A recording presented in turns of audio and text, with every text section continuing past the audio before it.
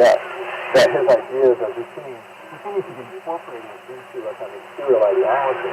And even then, it would take maybe, another several centuries before Confucianism, as we kind of think of it in the imperial era, really kind of takes full form as the dominant ideology of court. And it had to contend not only with a lot of political upheaval, there was a lot of times when the dynasties would break apart and other schools of thought over Confucianism. But by the time we get to the end of the Tang era, we get to like the 8th and 9th century AD, and particularly in the Song, that's where we start to see kind of Confucianism beginning to be truly internalized by the elite, and from that, through the education system, through the examination system, eventually becoming kind of the dominant political ideology of the empire. Kind of the way a lot of people imagine it for that era. That was Confucius and Confucius thought over the past dynasties. But when you look at past 200 years, when China was trying to reprioritize what needs to be done, it's a different story, isn't it? Once we get into the turn of the 20th century, the idea of Confucianism as a synonym for civilization, from somewhere in the late 19th century and before, if I was to go up to a friend of mine who was studying at the Imperial Academy in America, I would like to be a Confucianist. Of course you do, sir. You would want to be civilized. And they would take me in and teach me. But if I were to say that today at the Imperial Academy, they would say, why aren't you wearing your face mask? And then they would say, well, are you sure because you're not Chinese? How can you be Confucian? And one of the things I think happens in the early 20th century is this changeover from where Confucianism defines all of civilization to where Confucianism starts defining particular civilization. And of course that change also means that how people within that culture also understand Confucianism. Not necessarily as an overarching explanation for the whole world, but something that makes us who we are. Something that we preserve so that our culture and our tradition can be preserved. From being the whole garden into actually a beautiful flower in the garden again. Right, and the idea too is with that flower, with that treasure, if you will. So when you preserve something, often that can involve nurturing it, but it also sometimes involves protecting it in a way that sometimes makes it hard for it to grow and spread. And so when we start to conserve things, we start to preserve a tradition, sometimes that affects how that tradition can then develop further. An analogy I use with my students is the music form jazz. Jazz in the early 20th century was a living art form that was constantly expanding and developing. But by the end of the 20th century, it was an art form that people would play the right way. You've got to preserve this tradition. And when you start to preserve the tradition, sometimes it's harder to then make innovations and develop it. So I think one of the many kind of terms Confucianism takes in the 20th century is this notion, okay, now it's our tradition, it is our thing to preserve. What does that mean as a living tradition going forward? That is a great debate. It's created during that period of time. And one could say even today. Absolutely. I think when we get to the 20th century, particularly in the difficult years after the 1911 revolution, the early years of the Republic of China, a lot of people are looking at Chinese society in general, and they've moved beyond this idea of stretching Confucianism to cover reform into an idea that maybe Confucianism was the problem. It was holding China back. Because when we look at the writings of people like Sun Yat-sen, for example, it almost seems to me, and again, this is my interpretation, that part of it is Confucianism, but part of it is Confucianism as a synonym for everything we don't like about our parents. This idea of all of tradition, all of this stuff is holding us back, the way it restrains women, the way it means that we can't marry who we want, we can't live the way we want. Confucianism as an idea gets blamed for it all. And so a lot of the very iconic classic attacks on Confucianism, particularly during that new culture, very forced early Republican era, they obviously are reacting to this notion that progress needs to happen. But there's also an element of it, too, that almost the entire fabric of Confucianism is like, wait a second, I didn't say you needed to do that. I didn't say you needed to do that. But because kind of therefore the whole idea was that was the traditional side holding it back, tradition execution, Confucianism, let's get rid of that. I think one of the things is this notion of relationships being very important. And I think the idea, and again, I want to be careful because I don't want to slip into kind of essentialism, because obviously everybody's different. But I do believe that one of the things I've noticed for living in Beijing is that, of course, the balance between who we are as individuals and who we are in relationship with other people is a little bit more even than it might be in some other cultures. That is to say, coming out of the United States, where, of course, I grew up in the spot with good self-esteem, I am a beautiful individual creature worthy of love and respect, and I am.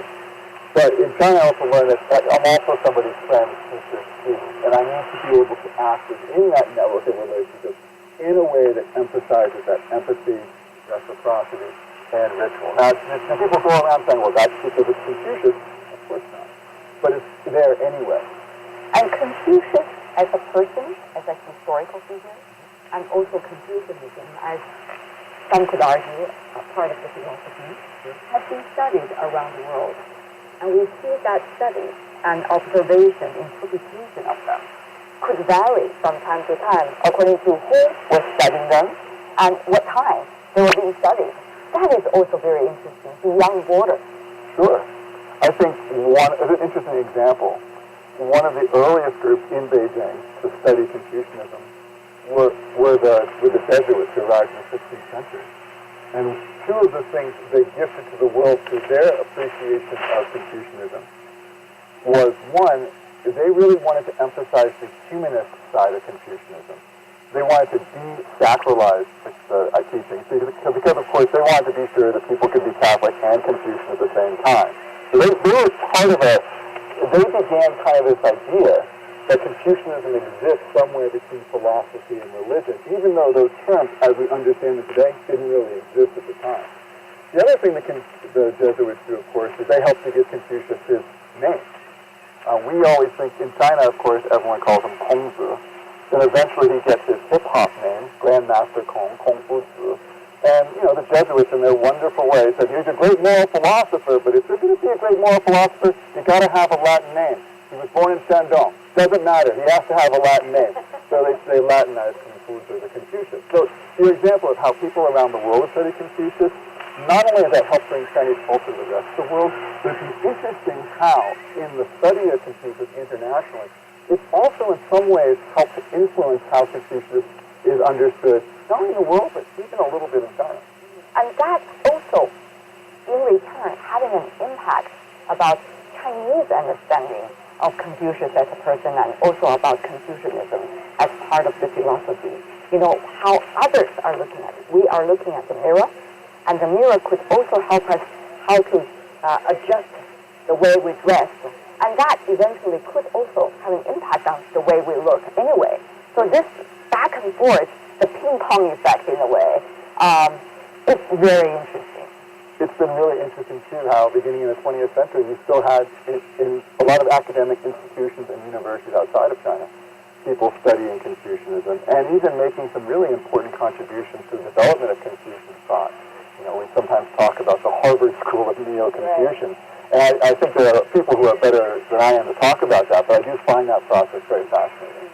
It seems that Confucius and Confucianism is like a box of chocolate.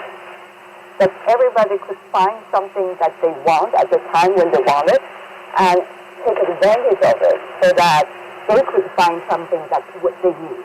I think it's a really interesting metaphor there. And I think that's true of many different schools of thought around the world.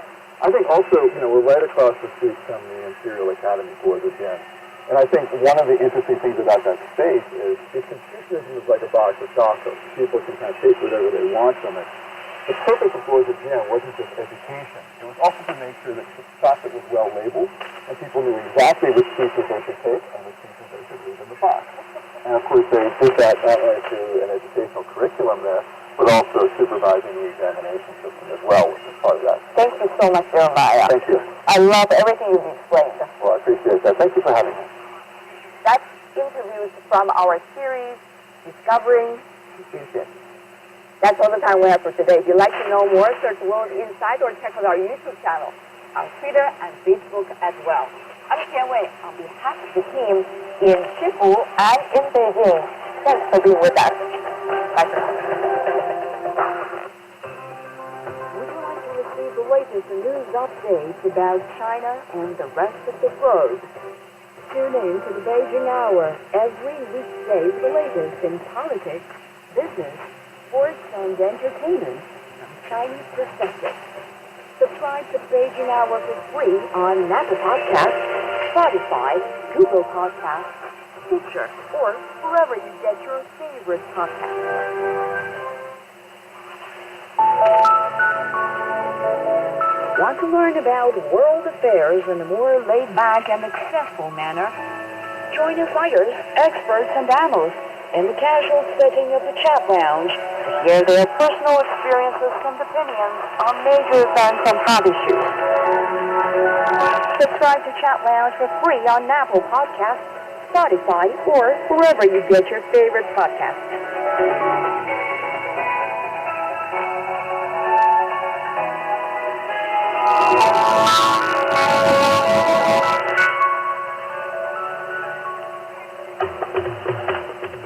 Ever wondered what's actually going on in Africa through the perspective of an African?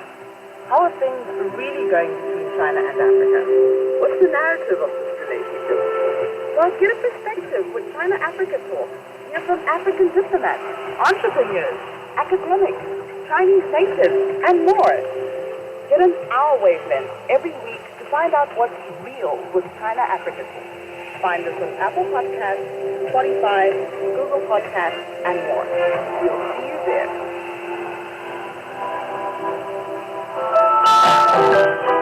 From north to south, east to west, people in China are chasing their dreams and leaving their mark. Want to know how they beat the odds and made a difference? Footprints brings you the true life stories of their journey.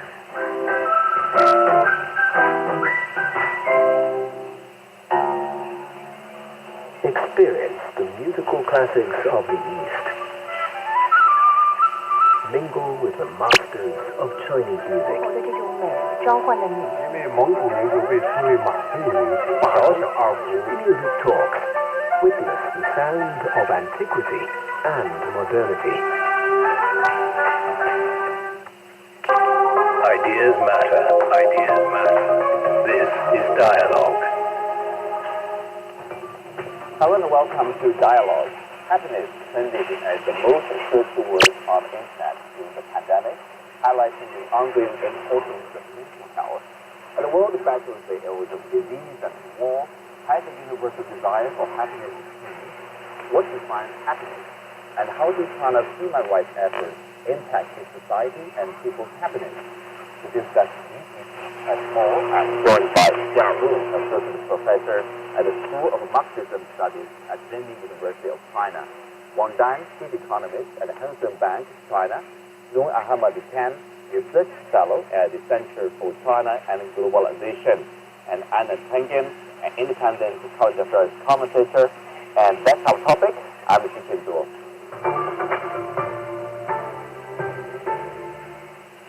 Welcome to the show. I will start with you, Wang Dan, probably one by one. How do you define happiness? Is it an individual sentiment, state, or is it an overall standard probably for everybody? To me, happiness is a state of mind. A lot of people, I think, are mistaking pleasure for happiness. There are different ways to pursue happiness. I think the most important determinant is the satisfaction from family life, from your career, from what you do on a daily basis. There might be fluctuations in the short term, but there's a base level for happiness for everyone. Ruan, what's very important? What are the important factors for you in terms of happiness? I think I definitely agree with what San Juan said, that it is a state of mind at the end of the day. Even in our personal life, if we're doing better materially, it may not necessarily mean that we are happier.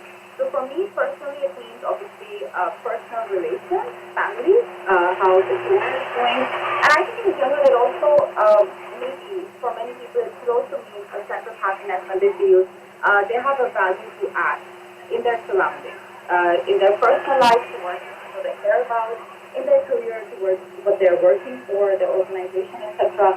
And of course, this is after they're meeting their basic material needs. Then I think it's a sense of how much value you're really adding. to your life and to your surroundings. Anna, do you see people, I mean, you are from the U.S. and you have been living in China for many, many years. Do you see people from different cultural backgrounds, different traditions, somehow prioritize probably different factors in pursuit of happiness?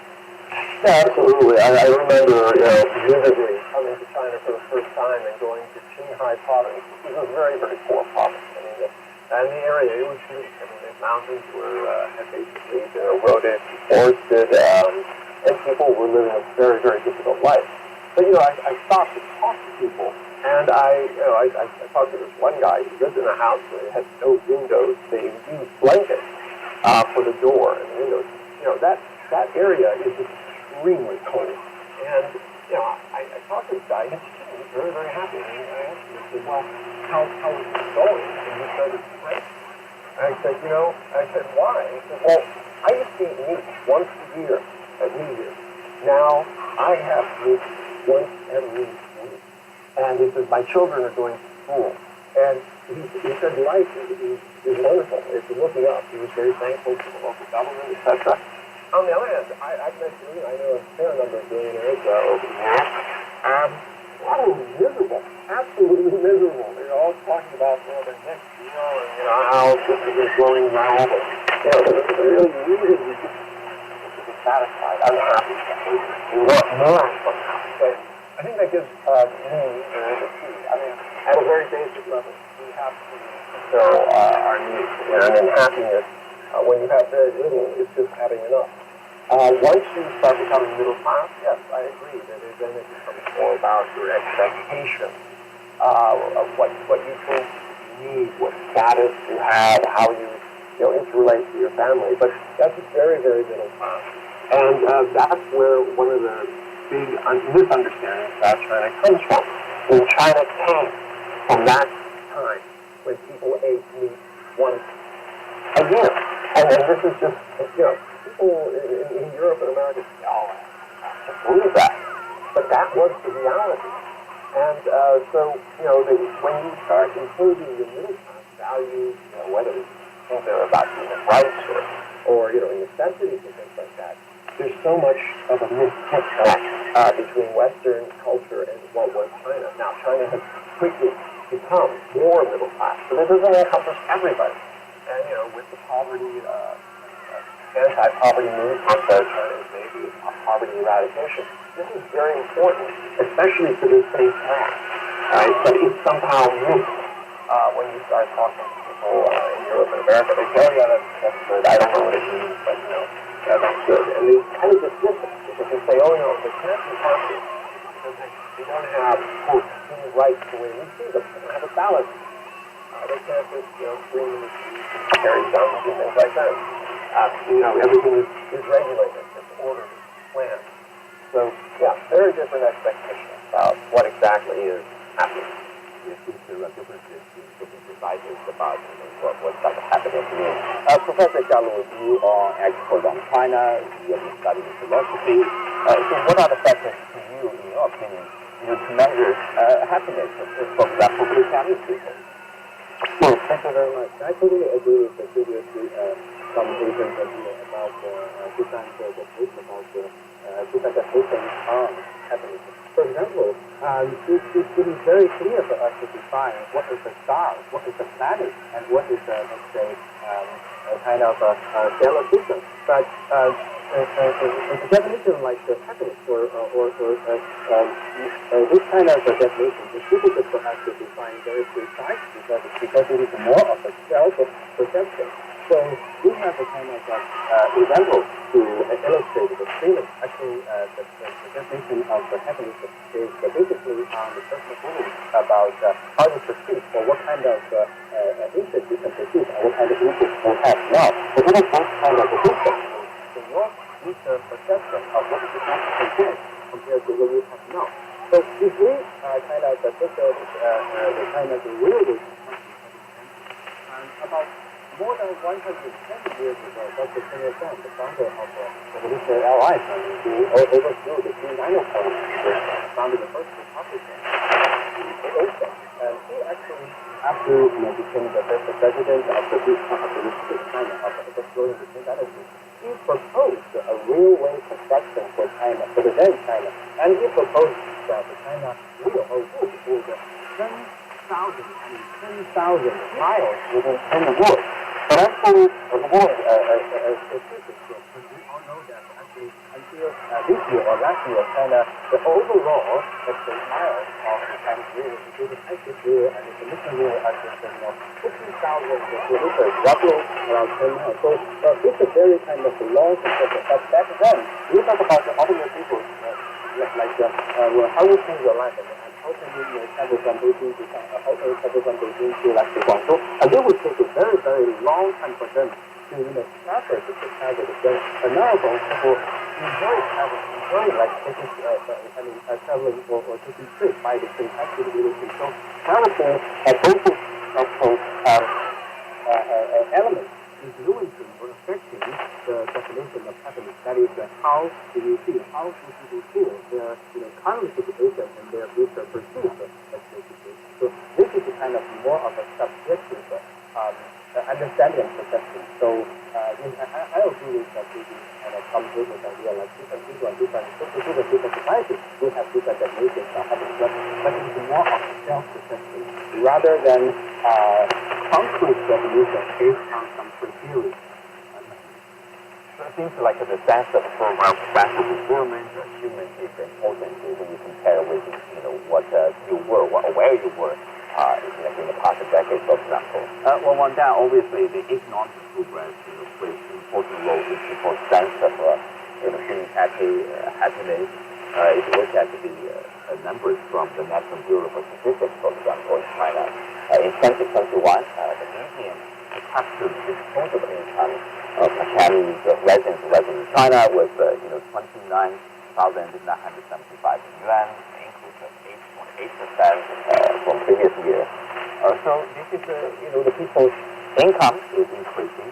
The overall GDP is growing. But still looking ahead, like from 2021 to 2025, next 5 years, the 5-year plan, what are the challenges or what are the goals in China probably to move ahead beyond the poverty alleviation, for example?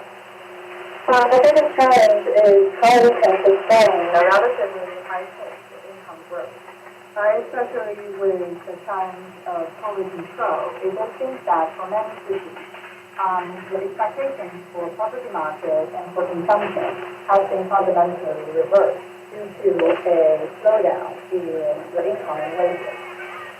But in the past 20 years, it has been basically the case that everybody in China, their lives have been improving tremendously. And people with consumption is really quite positive, and many people do believe if we make enough effort, their lives will improve over time. This belief are still there. But when we look at the income inequality, it is rising as well. For many people who know can be taken advantage of the capital market, they make a lot more and a lot faster than the bottom 20% of the population. And then the biggest task for the government and the high community for the income and the poor people. So that's economics. Probably that's why there's this specific goal of developing common prosperity. And another important factor probably people take into consideration when it comes to happiness is life expectancy of both society. That's a very comprehensive measure, I would say, because it consists of a variety of factors. For example, back in 1950, the second year after the founding of the People's Republic, the Chinese people's life expectancy stood at 43, 45. That's less than 44 years. If you compare to 2021, it is more than 77 years. So, compare the two numbers. What do you see? It seems like it's not only about economic progress, material progress, probably the overall state of the people's living. Yeah, absolutely. When you look at those numbers, it doesn't mean that when you were the people who were living in a time when the average age was 42 were happy, right? It was just different conditions. What you're seeing is you have personal expectations, and then you have what government says. And the government has been the one that has increased longevity. I mean, the same is true in Tibet, also in Xinjiang. The life expectancy there is about 42 years of age, around there. And, people, it wasn't that they were unhappy. It's that they did not have fulfilling lives. Lives were very, very difficult.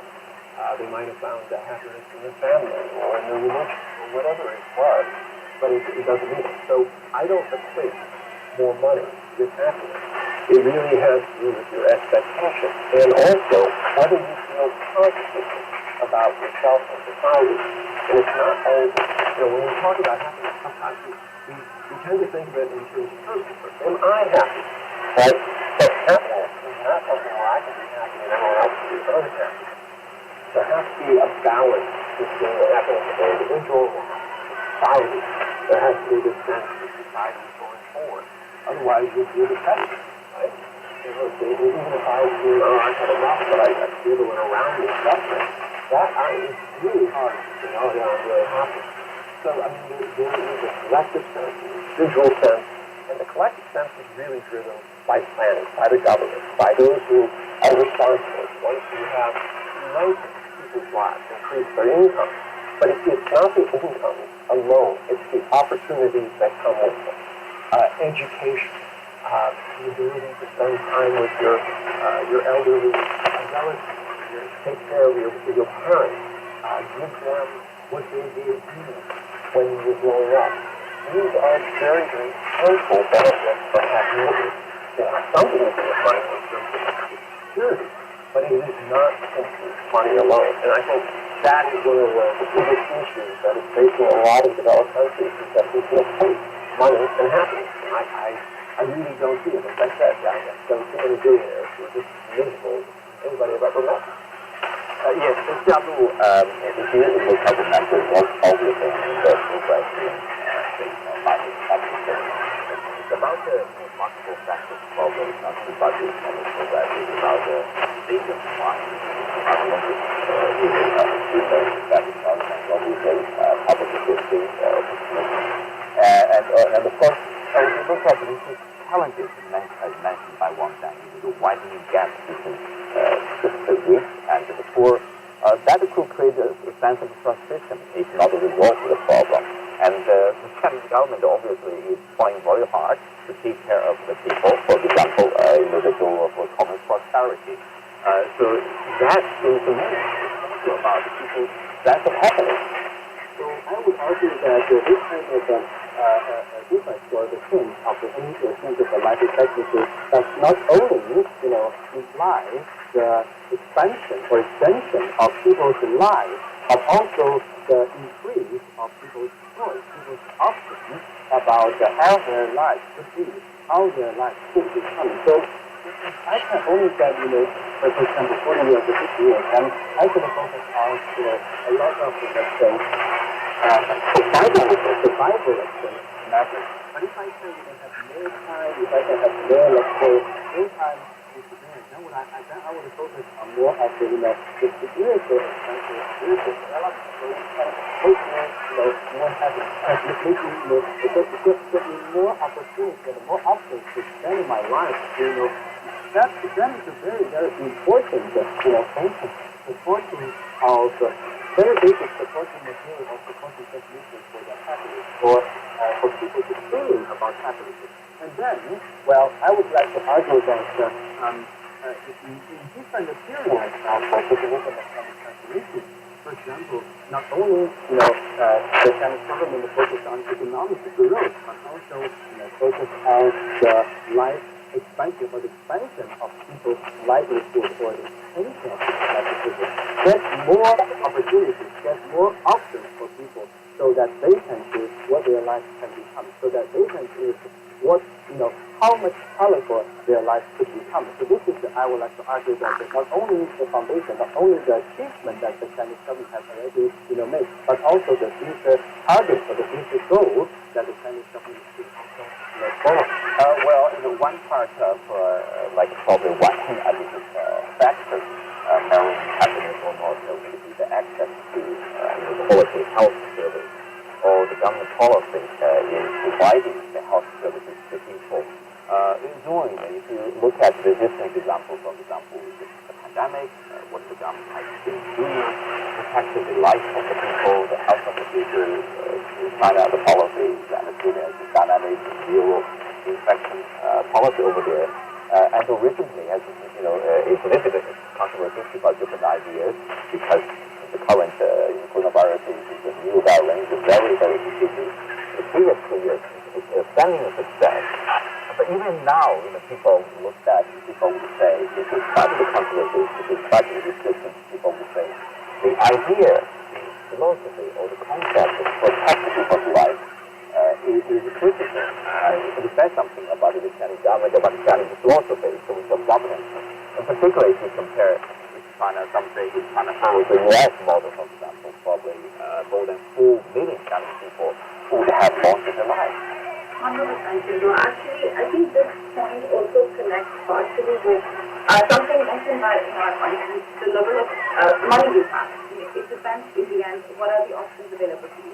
So before we come to the experience here, because over 2 years, definitely the Chinese government has taken 100% responsibility and facilitated a lot of the COVID protocols. For instance, even when we're taking the daily or 24, 48-hourly tests, the facilities available to residents are absolutely remarkable. So that's something that is being documented worldwide. I think it's something that's helping a lot of people in their day-to-day. And another point is that actually even in many developed countries, the issue right at the beginning of COVID was they had the money, they had the financial resources, but there just simply were not any facilities. There wasn't a hospital bed. There weren't enough oxygen masks, or there weren't enough masks to protect them from catching COVID.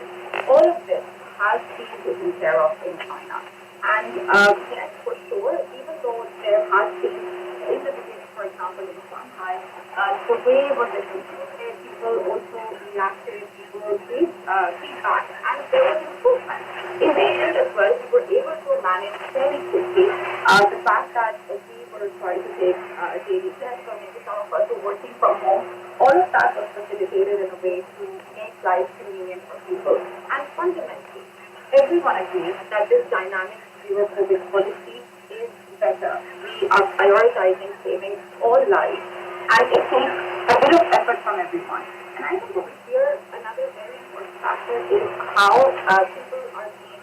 What is the communication? Are people feeling isolated in this, or are they really feeling like they're part of something together? So another, in 2020, when the cases started and we were staying home, this idea that we are together in this, social media became active. Generally, facilities, people were facilitated in universities or to their organizations. If they're facing any isolation or if they're feeling lonely in this, they were able to reach out to professionals as well. So this is at least my experience and people around me. So in that sense, I think definitely finance zero COVID policy, the way it has executed, it helps people feel less stressed. They know that God forbid if they do catch COVID, if something happens, they will be taken care of. There are enough resources, and the process of going through that is taken care of by the government. So I think definitely it's a policy that has been effective, it's strong, and it's most important to saving people, helping them feel that they don't have to worry about these things. Yes, one Dan, you mentioned earlier about this the difficulties, challenges in the sector, in manufacturing. The Chinese government is trying very hard to balance, on one hand, to deal with the COVID, on the other hand, to develop the economy. But sometimes it's a difficult job of them to achieve, to balance here. Obviously, but also you mentioned about the sense of, people, the sense of the can-do spirit, the sense of optimism. I mean, how important is that to the future development, to the continuous development of the Chinese economy, Chinese society? With all the uncertainties, actually hope is the best thing we can have right now. And when we look at how governments around the world deal with COVID and economic recovery, we have to realize that everyone has to work with what they have. There's a strong strength of resources. even for Chinese government, with such strength in the country. We don't like taxes. China's economy is mostly faster, even with the COVID lockdown in Shanghai and several big cities, other parts of China still managed to grow. But still, the cost has been redistributed. Some cities and family cities are bearing more costs than others. We have to realize that. But people in Shanghai, people in Beijing, people in Yuan, and they are taking a big hit in order to make other places safer. And after the COVID is really ended, there is a lot more to be done to repair the original economy, and it's not easy now. Because it's easier to say that we want to spend more on infrastructure spending, but it's harder to restore the economy in office. And the company needs to make a schedule requirement. And a lot of them might have to make a difficult decision to take costs one last year. And that will ensure that the state of mind of everybody, which in turn will lower many things. Anna, there's a scholar by the name of Richard Easlin. He's a pioneer of the economic study of happiness. This is sort of similar concluding, as you said, economic factor is not the measure that will ultimately contribute to happiness. But when it comes to Chinese situation, according to his study, there's at least two factors that correlate with the Chinese situation. One is the employment situation. One is the social safety net. That seems really about the sense of safety. Sense of security, like, I'm safe in terms of that, in terms of this social safety network over there. So, what's your understanding of the sense of safety in China? Well, I don't think it's just limited to it really is a human factor. I don't know where my next meal is coming from, and I believe if I get sick or somebody I love gets sick, they're going to die because there's no care. It's hard to be happy and carefree. You're really just struggling to survive, and Professor Usha, brought that out. I would draw one differentiation from what he said. I said, if you start looking at religion and its growth and decline, you'll discover that when people lived shorter lives, religion was much more important. They needed to cling to some sort of hope, right? And as people started living longer, their hopes were not so much in the afterlife, but in this life. They expected the government to provide that. So when you start talking about the safety net, when you have a longer life and you're contemplating these things, you expect more services, and that equates because you cannot be happy unless you're somewhat secure. And that's the basis. After that, it becomes much more difficult, whether you like this color or that line. It's like that. There are a lot of choices out there. It's not necessarily to make you happy, but they are choices. Well, with that, we come to the end of today's show. Many thanks to our guests. We wish you happiness. You can also find us on the CCTN app on YouTube. I'm Xing Duo. Thank you for being with us. See you next time.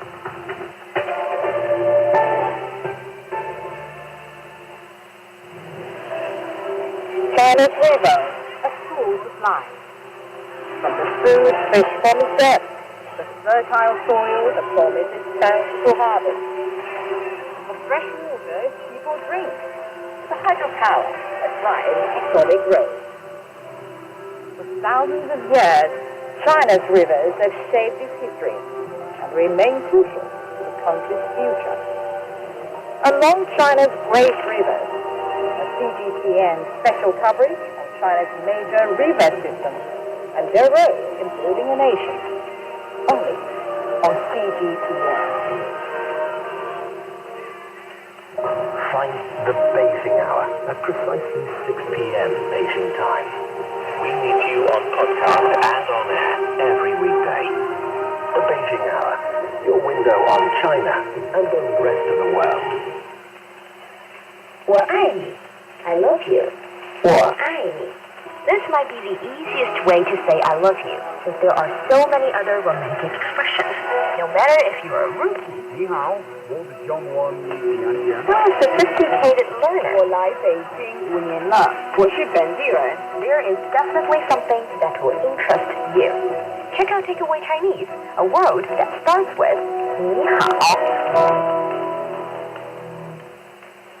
You're listening to CGTN Radio. Hear the difference. Experience the musical classics of the East. Mingle with the masters of Chinese music. 因为蒙古人会称为马戏人，不好好 Music talk. Witness the sounds of antiquity and modernity.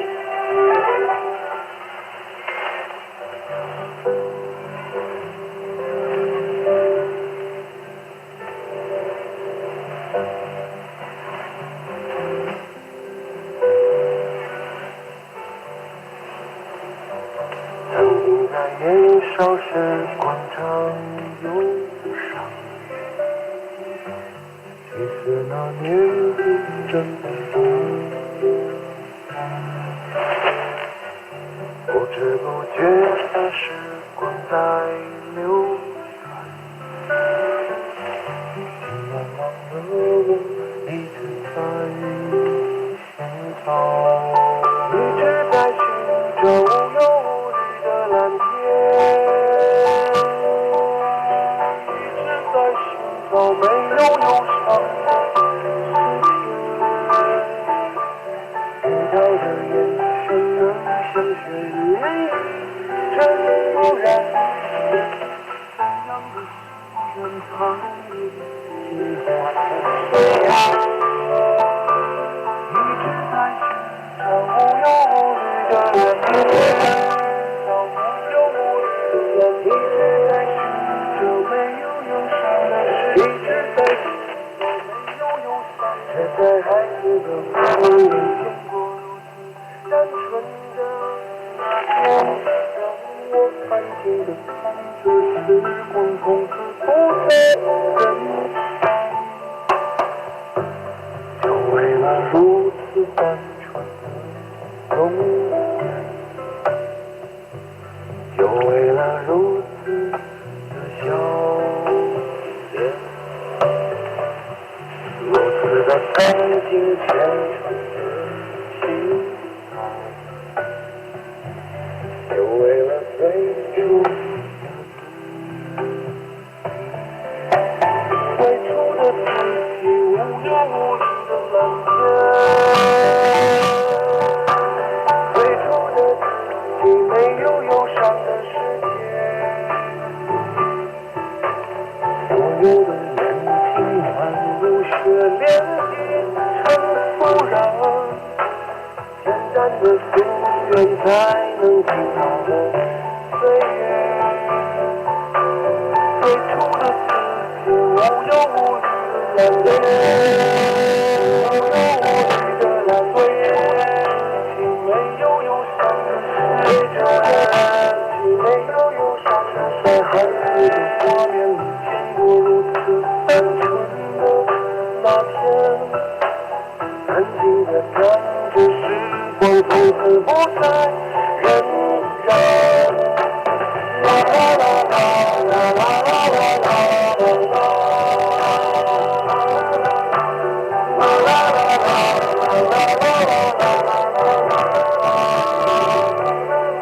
想在孩子的画面里永远守护单纯的那天，安静地看着时光从此不再荏苒，啦啦啦啦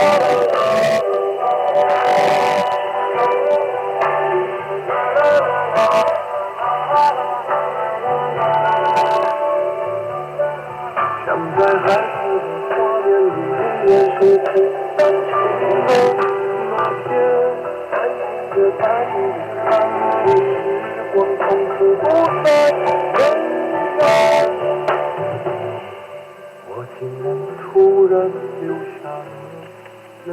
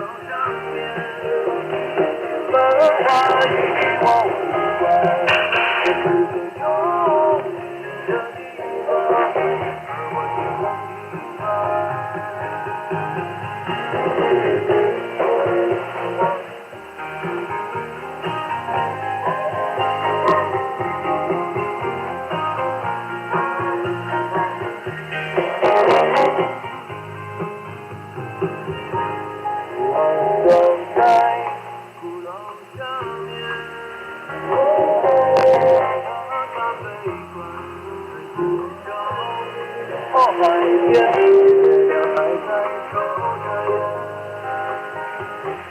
海水的亲吻着快活的人面，有蔚蓝的过往。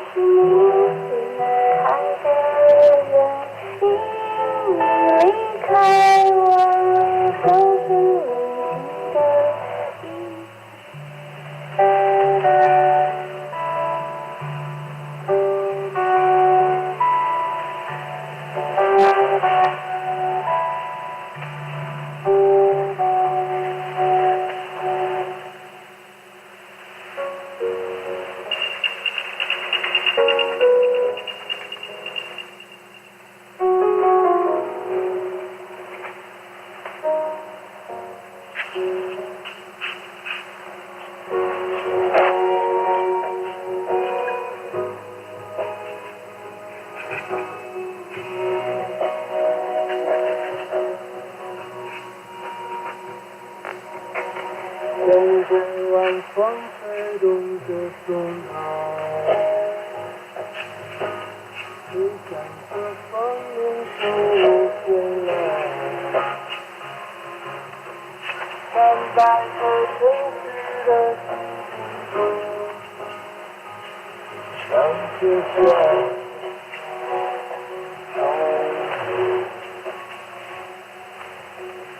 只有出生放在白云间，只有自由穿行在树间，看那晚霞盛开在春天。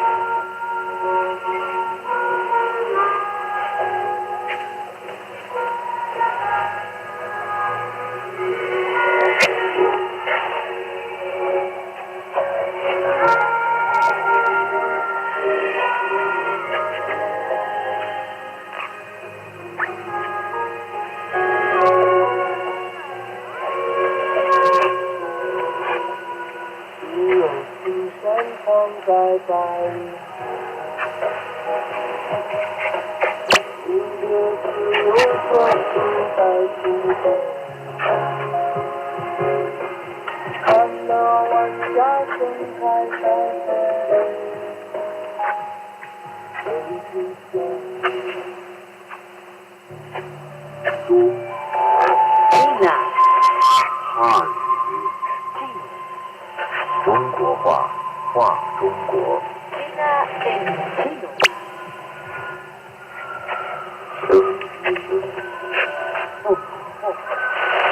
千年文化，魅力文化的声音。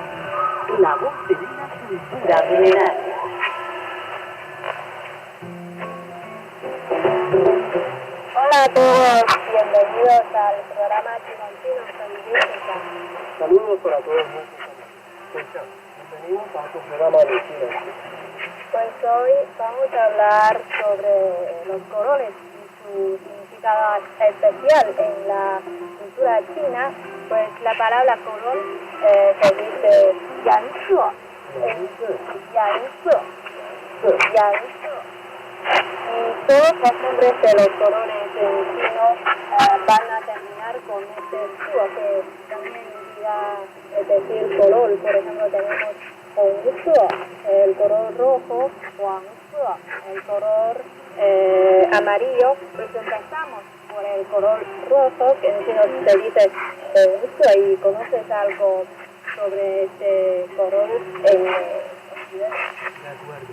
Bueno, el color rojo en Occidente, pues significa acción, significa energía, también peligro, amor y por supuesto pasión. En muchas culturas el color rojo también se asocia con el fuego y se asocia con la sangre, como podemos ver reflejado en muchas de las banderas de los países. Pues en China el rojo se utiliza frecuentemente en las celebraciones. También es un color muy representativo, muy importante de China, por ejemplo en las bodas de estilo chino, también en el festival de primavera que hemos mencionado en el programa anterior. Los chinos se utilizan muchos colores rojos, por ejemplo los sobres rojos. Es el sobre rojo que los mayores van a dar a los niños, a los jóvenes. Y también tenemos los paroríos que se colocan en las puertas durante el Festival de los Calores, y ya tienen una historia de más de 1800 años.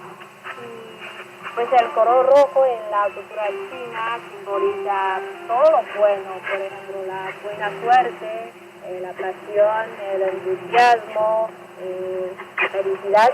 Se cree además que este color es capaz de ahuyentar todos los males y atraer la prosperidad. Por ejemplo, el rojo también es un color importante de China, como hemos mencionado, y también tenemos el término de Zhongguo para simbolizar este color.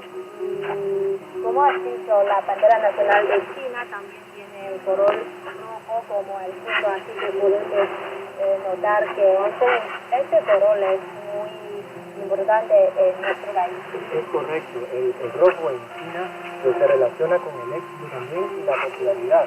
Tenemos términos como guanping, que se refiere a un influencer o influencer, esta persona que crea contenido y que es famosa en internet.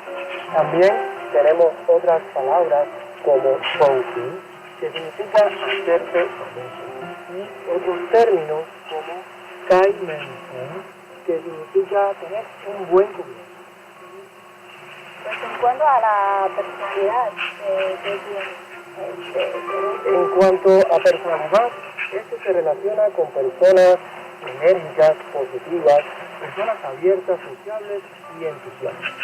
exacto, pues en muchos países y algunas etnias el color rojo también tiene la función de expulsar el mal. En la antigua China, por ejemplo, en las paredes de los templos, de los palacios, eran rojas, y las residencias oficiales y los trajes eran su mayoría de color rojo. Pues además en la cultura tradicional de China, el color que corresponde al fuego de los 5 elementos también es de color rojo, y los 8 trigramas en chino decimos Bagua también simbolizan el rojo, pues como el pueblo chino considera este color como un símbolo de alegría, de belleza, de buena suerte. El vestido y maquillaje de las mujeres se denomina a menudo como maquillaje rojo. En chino decimos Hongzuang, también se refiere a las mujeres guapas, a las SWL. Aquí aprovecho para destacar algo, porque el color rojo o cualquier otro color no siempre significa lo mismo para todos. Con este ejemplo que se pone, ¿no? En las bodas en China se suele utilizar el rojo, porque representa celebración, alegría, buena suerte. Sin embargo, en Occidente, las novias suelen elegir el color blanco, porque se asocia con la pureza y con la inocencia. Sin embargo, en muchos países de Asia se reserva el color blanco para los velorios y los entierros, porque se relaciona con la claridad hacia una vida superior. Y es muy interesante que en diferentes lugares el mismo color tiene diferentes significados. Así sucede igualmente en otros colores. Exactamente. Me imagino haber visitado sitios como el Palacio Imperial de Beijing o el Palacio del Verano, y seguramente has notado que en estos lugares predominan los colores rojo y amarillo. ¿Pero por qué estos dos colores? Bueno, el rojo, primeramente, vimos ya que simboliza la alegría, simboliza la festividad, pero también la solemnidad y la riqueza. Estos lugares, los palacios, pues son los recintos para el emperador.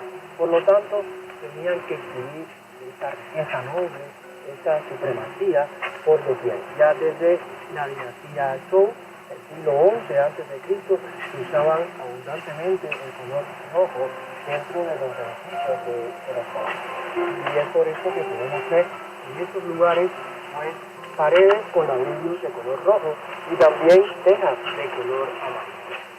Pues también mencionaste el color amarillo que es Huangzo. Aquí el color amarillo es también muy importante. Y es que desde tiempos antiguos el amarillo se ha relacionado con la nobleza china. Y ya en la dinastía Tang, pues se reservó este color para la familia real. Incluso otras personas no podían utilizar este color. También el amarillo es el centro de la teoría de los 5 elementos, porque el centro es el suelo y el suelo es de color amarillo. De hecho, muchas cosas del emperador también son de color amarillo, ¿no? Como túnicas con dragón, egiptos interiores y muchas decoraciones interiores también son amarillas. Si la gente usaba ropa amarilla casualmente, corrían el riesgo de que se sospechara que estaba conspirando para usurpar el trono. Es una historia muy interesante.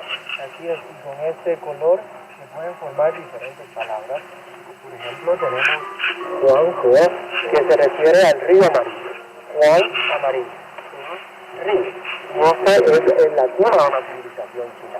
En cuanto a longitud, es el segundo río dentro de China, el tercero en Asia y ocupa el sexto puesto a nivel mundial.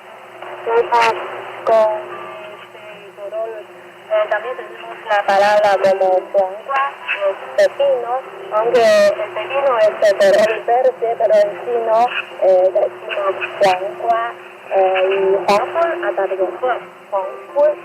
De acuerdo. Y otros términos, también hay otro muy curioso que es huangniu. Bueno, huang ya sabemos que es amarillo, niu significa vaca. Este término, pues, literalmente significa una especie de toro, pero coloquialmente se utiliza para denominar a aquellas personas que se dedican a revender tickets y entradas de conciertos y actividades. Ya sabes, cuando no alcanzamos a comprar oficialmente estas entradas, tenemos que acudir a esas personas y pagar el doble o el triple del precio original. Es por eso que se les denomina Huangniu a estas personas. Pues los colores secundarios también están presentes. Tenemos el color naranja, Hongsu es un poco parecido al color amarillo. Pues al igual que en español, el color toma el nombre de la fruta, Hongsu. Y en China hay otra forma de decir el color naranja, que es yusu. Pues yu se refiere a las mandarinas, entonces es la mandarina. Pues en conclusión, el color naranja en chino se puede decir en dos formas, Hongsu o Yusu. Tenemos dos formas de mencionar este color. Bueno, también tenemos un color primario que no hemos mencionado y es el azul. El azul se relaciona con la madera, con la inmortalidad, pero también, como en la mayoría de las culturas, se relaciona con la tranquilidad y la confianza. Y también es mi color favorito. Es también el mío. ¿En serio? Felicidades. Pues con el color azul formamos palabras como lan ya, lan es azul y ya se refiere a los dientes. Pues el diente azul es igual que la traducción de inglés como Bluetooth, y en chino decimos lan ya. Podemos aprovechar y mostrar cómo se escribe este carácter para que nuestros amigos puedan ver. No tenemos una foto de él, podemos escribirlo en la pizarra. Complicado para los extranjeros. El segundo carácter es más simple, este ya, que significa diente, es más simple. Ahora vamos a ver la combinación de ambos, que significa Bluetooth.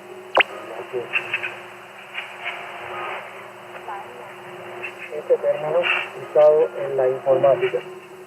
Lan, azul, y ya es Acá. diente. Exacto. Lanya. Lanya. Y también está la fruta con este color que conoce. En chino decimos lanmei. En español significa arándano. Lanmei. Más complicado es los dos caracteres. Es difícil para escribir. Lanmei. Aquí podemos ver debajo lanmei.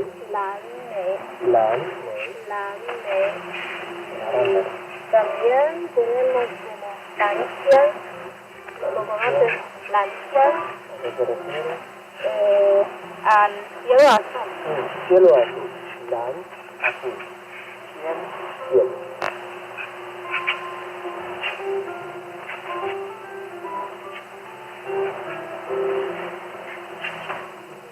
Ya la palabra lan está, la tenemos fácil, pero cien.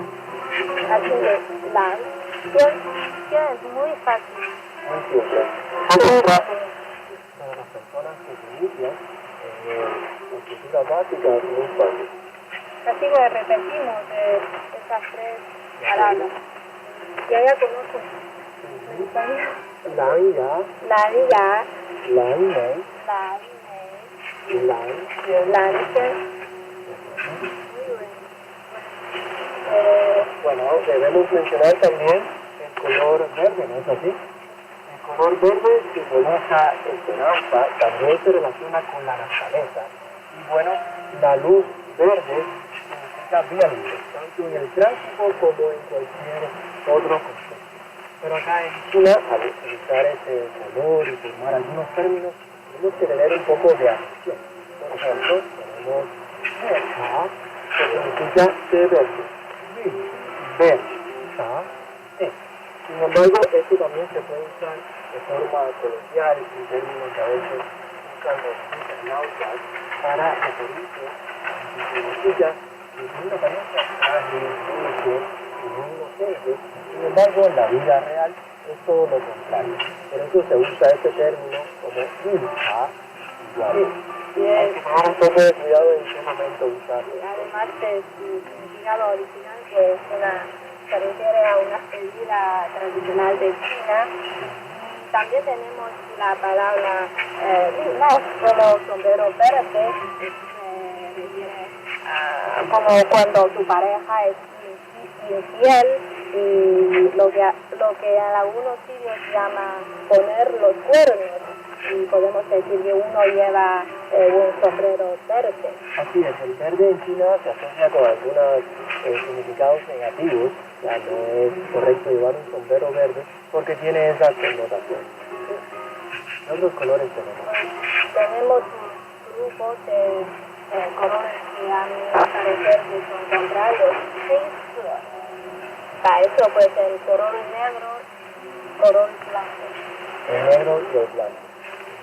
Hablamos un poco del blanco, acá en los países de Asia se reserva para entierros, velorios, por este sentido de la claridad y de la elevación hacia la vida superior. Y pues eso siempre simboliza el noche y simboliza algo serio, lo digno y lo solemne.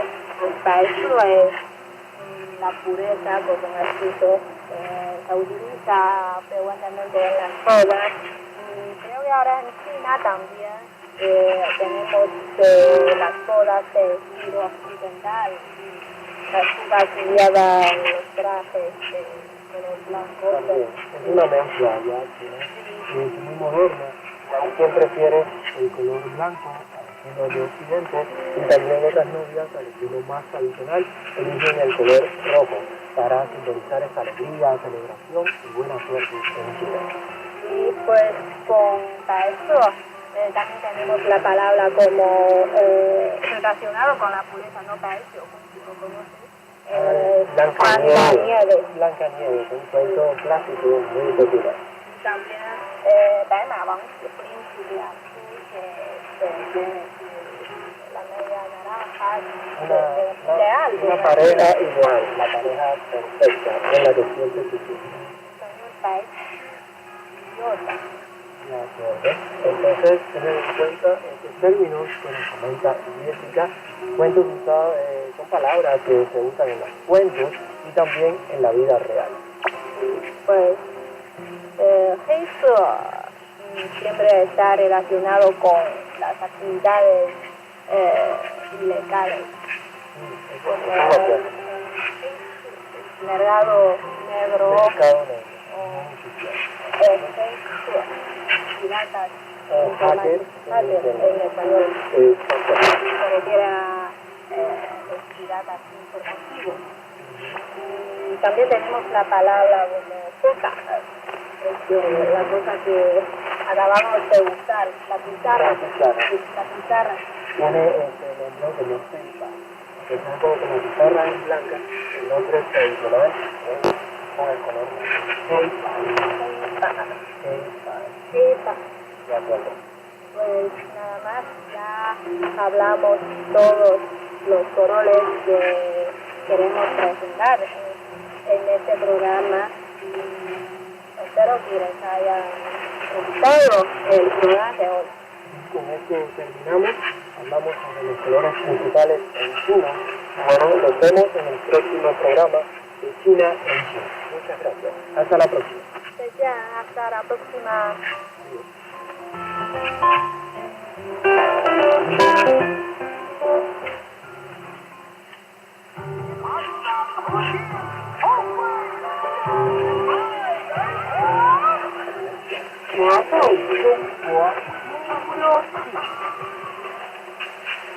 Hola, 大家好，bienvenidos a esta nueva emisión de Puro Chino. Soy su amiga Noelia Xiaoling.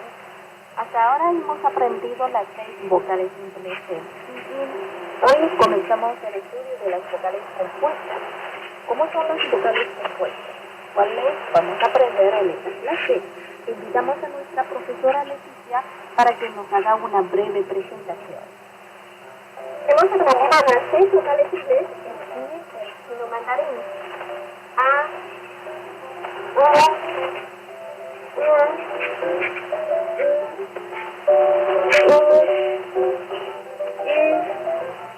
A continuación, avanzamos con las vocales compuestas. Hay 8 vocales compuestas en pinyin. A, E, U, A, O,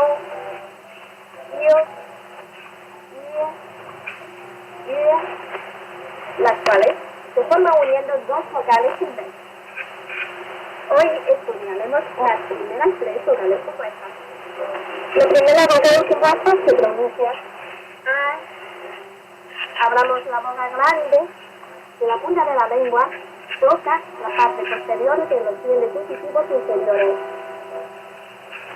Ay.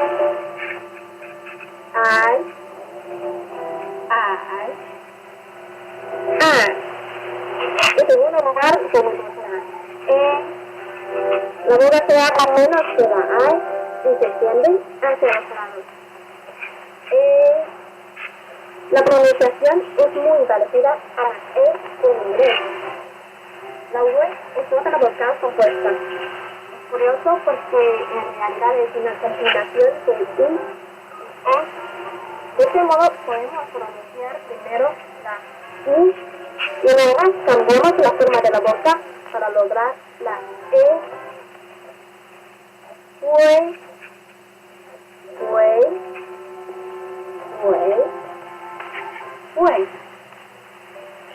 Ojo, el tono siempre se pone en la I. Muy bien, practiquemos juntos estas 3 vocales compuestas. A, E, U. Después puedes quitarlas con consonantes e intentar pronunciarlas. Como nos han adelantado Leticia, el objetivo del estudio de hoy son las vocales compuestas I, A, W, Pero antes de comenzar su estudio, hagamos un repaso de las vocales simples aprendidas en la última clase. ¿Se acuerdan cuáles son? Correcto. Son I, U, I,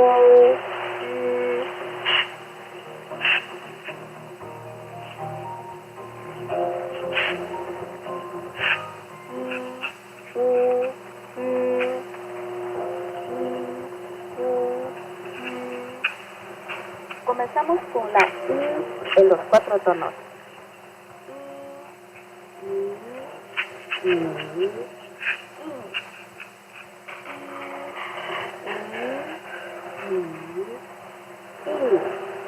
Y ahora agregamos las consonantes. Mi,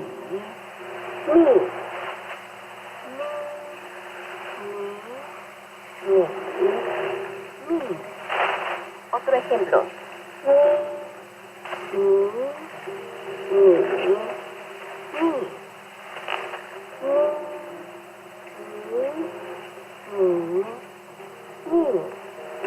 Otro.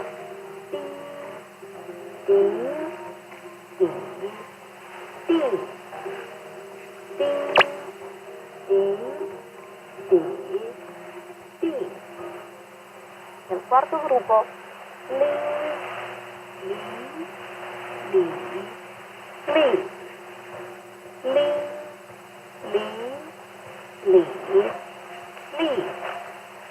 Ahora vamos con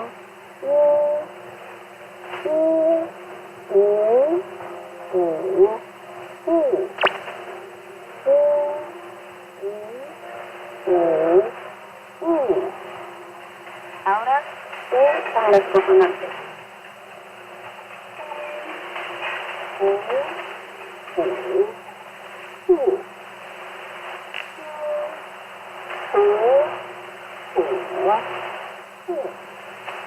Otro ejemplo.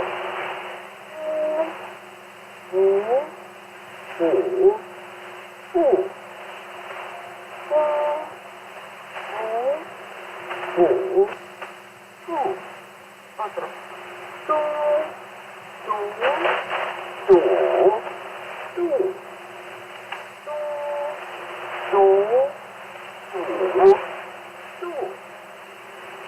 Otro ejemplo.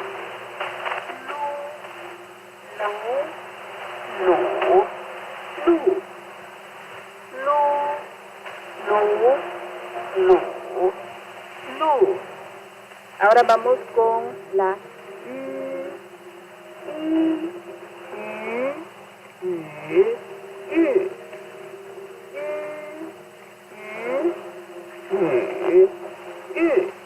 combinamos ahora la U con las consonantes.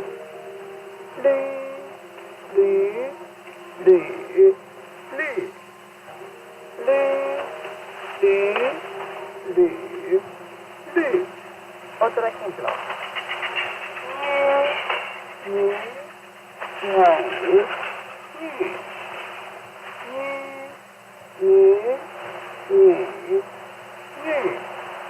Cuidado, cuando la U se junta con las consonantes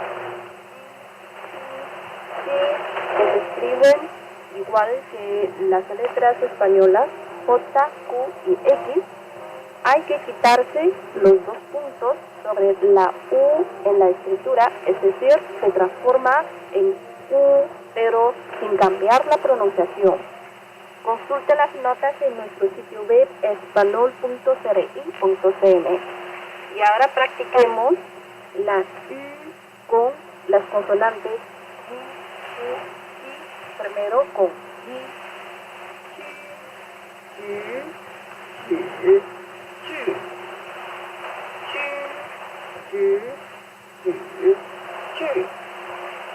ahora con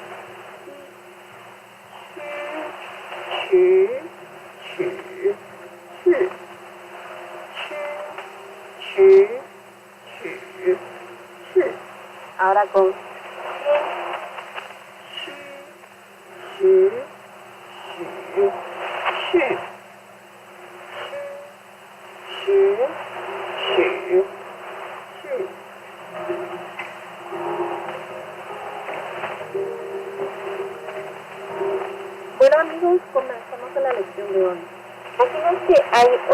vocales compuestas.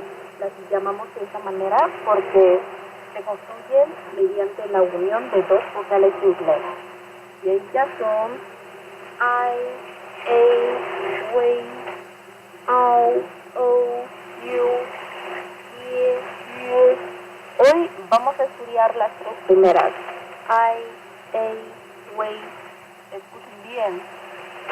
I, A, we. I, A, we. La apertura de la boca pasa de grande a pequeña. I, A, we. Y analicemos estas tres vocales compuestas una por otra.